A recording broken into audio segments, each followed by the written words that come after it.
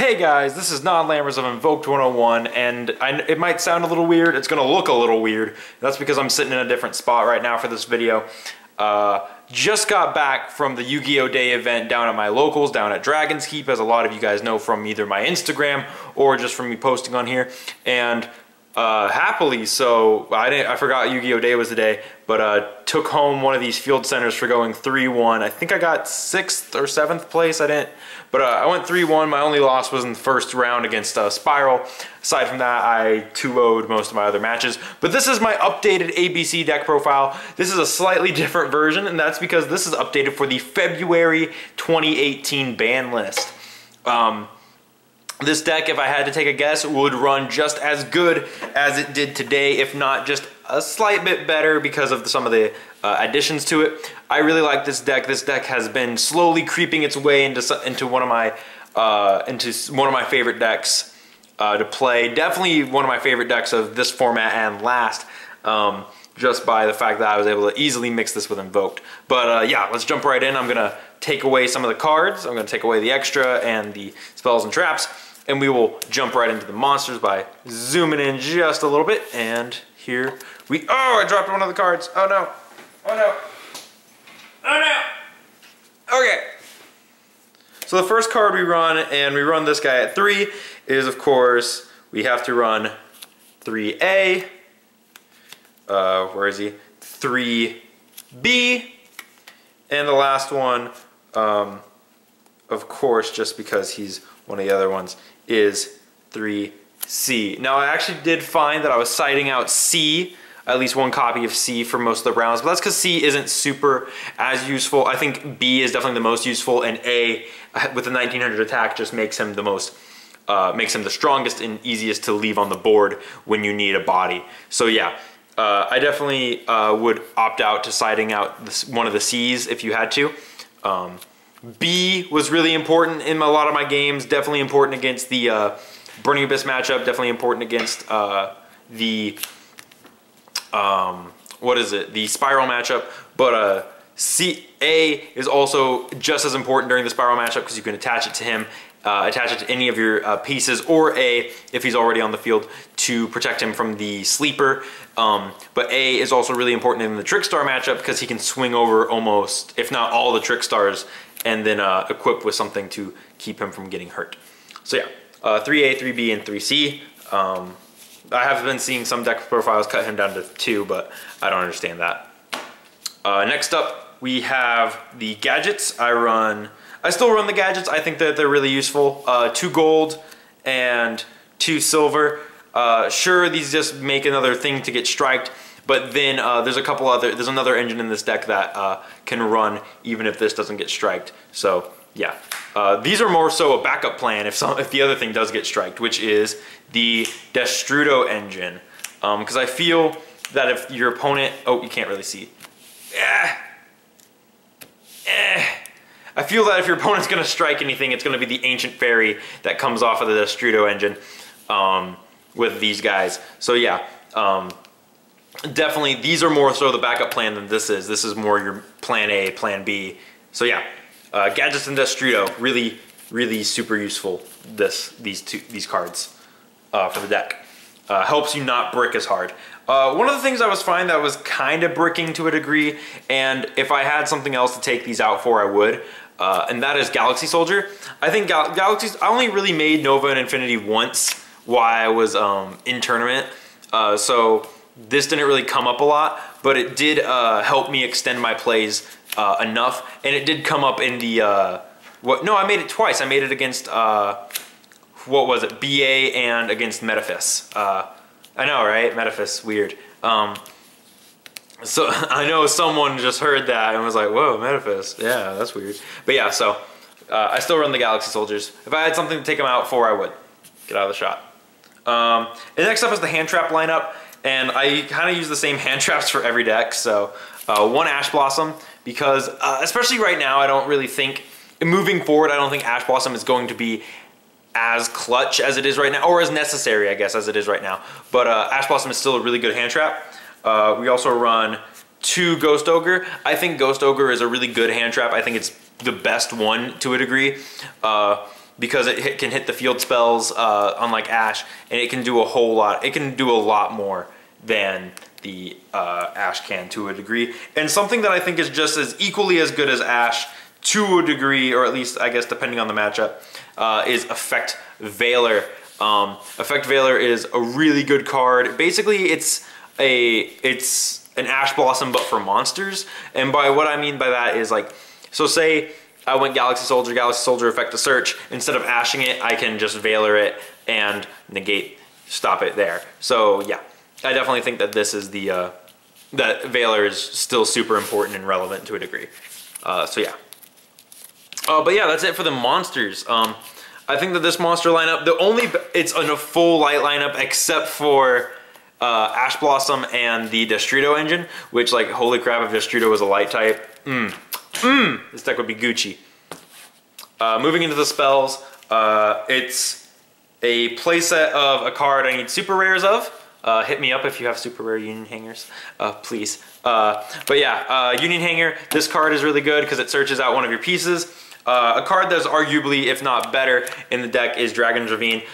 These cards are equally as important. I like running Dragon's Ravine at 2, because usually if you see one or the other, and you can make Ancient Fairy, this is the, like, usually you want to open the Terraforming though, so I might bump the Union Hanger down to 2, but Union Hanger is just so important to the deck that Dragon's Ravine is the one that I'd probably bump down instead. So yeah, those are the field spells, and of course, when there's field spells, there is Terraformings to be had. So we also run a playset of Terraformings in the deck. We also run 2 Twin Twisters. Now we're getting into like the last of the spells. 2 Twin Twisters, 1 Regeki for the board wipe, 1 Dark Hole for the other board wipe, and 1 Monster Reborn, because we're in February, which means Monster Reborn is legal again. So yeah, this card is going to be really good for reviving our ABC Dragon Busters, essentially to go double Dragon Buster with the decode on turn 2. This card is nuts. Really like this one. Really excited. Oops, sorry. That's it for the spells, and for the traps we only run 3. I guess you could, but you could run, I guess, like Torrential if you want. 2 Solemn Strikes and 1 Judgment. I'm playing the Judgment over the Warning because I think the Judgment's just better and we can play it again, so I've been playing this in the deck. I was actually going through my deck and I was like, oh man, what can I take out for Solemn Judgment? I actually put Judgment in first. I took out the Dragon Shrine from the last profile, and I was like, man, I wonder what I can take out for the Monster Reborn. I was like, oh yeah, Max C's banned. So, took him out. Anyway, that's it for the main deck. And unlike most of my profiles, I actually do have a side deck for this, so I will be showing that off after the extra. So going into the extra, of course, we run 3 ABC Buster Dragon because he's kind of a mandatory 3 of. This card is nuts. It's a free decode talker. It's amazing. It banishes a card to discard, and it's our only fusion monster because ABCs can't really make another fusion. So for our Xyz monsters, our rank 4s, we run 1 Geargiant X to search, 1 Tsukiyomi because Tsukiyomi is good, and it helps fix dead hands. 1 Castel for the, oddly enough, this was the one I went into for the Trickstar matchup. I shuffled back in the Lycris and just swung a bunch of times with it, so yeah. 1 Gagaga Cowboy because he's a rank 4. 1 Abyss Dweller because he's a rank 4. Like, this is just a rank 4 package right here. So yeah, these are the only 2 that are like, oh, ABC. These ones are just like, yay, generic. Then we run 1 Cyber Dragon Nova and 1 Cyber Dragon Infinity. And lastly, 1 Hope Harbinger, because we can still kind of make rank 8s in this deck. So if we're going to have 1 rank 8, it might as well be the best rank 8 ever. So yeah, that's it for the those guys. And for our Synchros and Links, we of course run the 1 Ancient Fairy, 1 Black Rose. I actually made the Black Rose today, but not for it. I didn't blow up the field, and I kind of misplayed because what I should have done is put it next to Proxy, because I had Decode and Proxy on board. I should have summoned this next to Proxy and then used its effect to blow everything else up. Just blown up my opponent's board and tributed itself off Proxy's effect. But yeah, so, and then for our Link summons, of course, we have the 1 Decode and the 1 Proxy. these are so easy to make in this deck. Like Decode especially is super easy to make in this deck. Like you can turn one this guy out with Ancient Fairy and Destrudo, and it's just so easy and good.